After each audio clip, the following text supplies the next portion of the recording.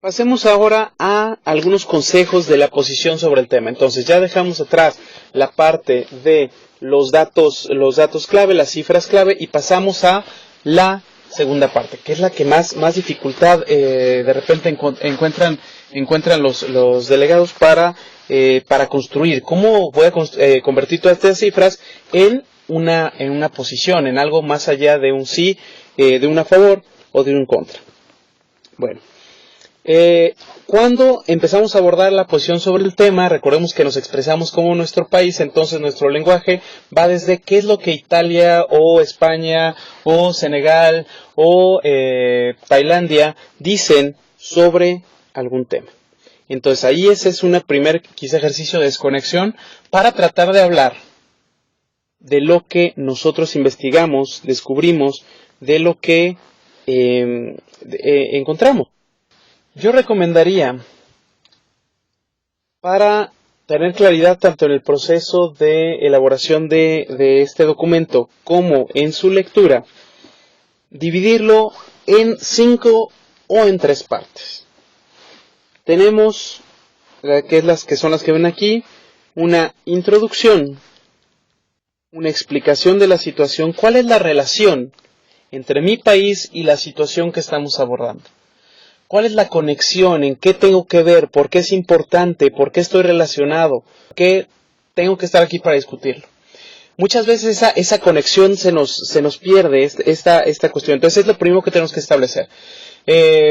Me preguntaban, por ejemplo, oye, pero entonces, ¿qué tiene que ver México con las armas nucleares? Si México no tiene armas nucleares, ¿qué le puede importar?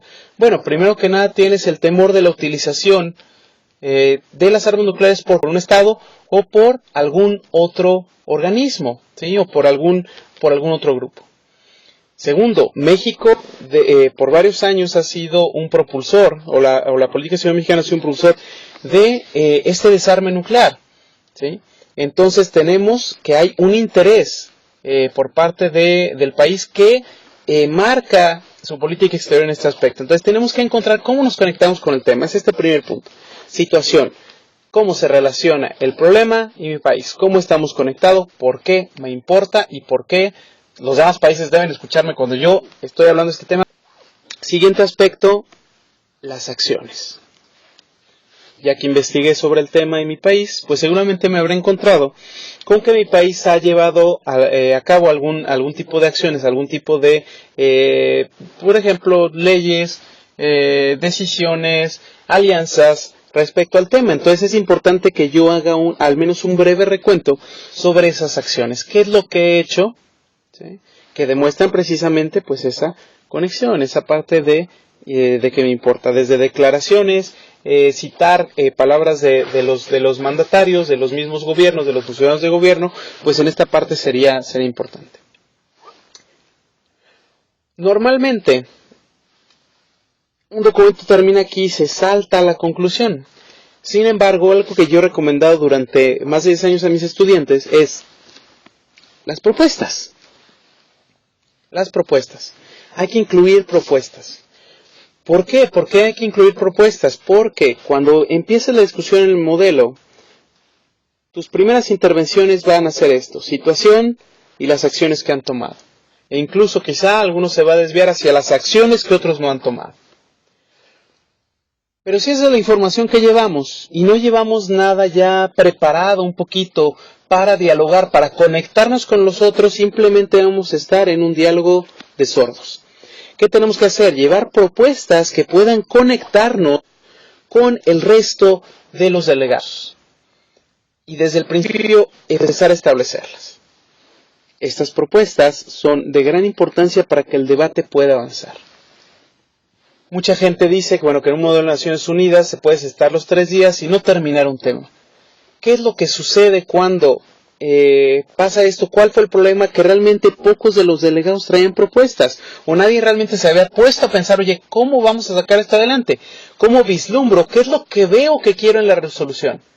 Entonces estas propuestas es lo que, de acuerdo a lo que investigué en mi país, de acuerdo a lo que diría mi país, en coherencia con lo que he escrito hasta el momento, mi país propondría, porque es lo que yo veo como punto importante una resolución. No tiene que ser toda la solución, pero puede ser algunos aspectos que yo ya haya vislumbrado o que yo ya esté proponiendo una solución. Cuando los delegados llevan propuestas, el debate avanza mucho más rápido. El debate no se estanca, porque siempre hay algo nuevo que discutir y hay algo en lo cual estar desmenuzando y lo cual estar construyendo también. Y por último, una conclusión. Ahora, si nos ponemos un poquito más en un plan sencillo, podríamos integrar, como lo sugiero aquí, la introducción con la explicación de la situación y las propuestas con un cierre muy breve como conclusión. Realmente eso haría el documento un poco más corto. Para el delegado primerizo, pues siempre es recomendable empezar la introducción y realmente dar un cierre que sea coherente con esta introducción, pero ya cuando vamos trabajando un poquito más en estos documentos, pues realmente estas partes pueden integrarse. Es lo que pues llamaría algo así como el SAP. Esta es la parte que queremos tener en nuestra posición oficial. Claramente, situación, acciones y propuestas. Y nadie los tiene que tener más claros que nosotros para poder redactarlos y para poder decirlos. Situación, mi país, relación con el tema. Acciones, ¿qué ha hecho mi nación? Propuestas, ¿qué podemos hacer juntos? ¿Para qué estamos aquí? ¿Para qué vamos a debatir? Para lograr algo. Y aquí está lo que yo propongo que logremos. Entonces, esta parte es muy importante no olvidarla y no conformarse únicamente con estas dos. Veamos rápidamente algunos ejemplos de esto. El Position Statement de la República Islámica de Irán en dos temas distintos y vemos claramente la introducción, la situación, las acciones, las propuestas y la conclusión. Introducción, situación, acciones, propuestas, conclusión. Aquí vemos, por ejemplo, al delegado de la República de Senegal que unió la parte de la conclusión con una parte de sus propuestas. Tenemos aquí su introducción, situación, acciones, propuestas, conclusión. Por último, aquí vemos algo también que también se recomendaría hacer.